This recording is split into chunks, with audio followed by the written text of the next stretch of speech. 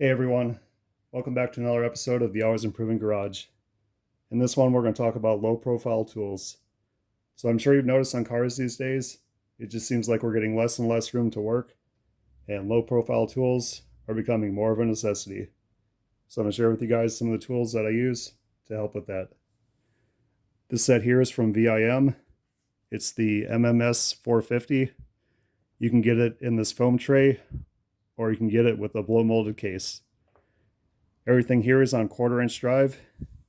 You get triple squares, you get Torx, you get hex sockets, you also get some Phillips and flatheads that are also on 1/4-inch drive. This is a great set, and I highly recommend that you get this.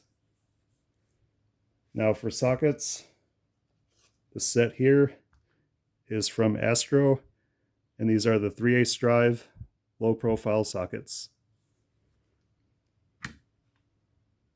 So on top of being shorter than most sockets, you can also remove the fastener with a wrench if you want, right here.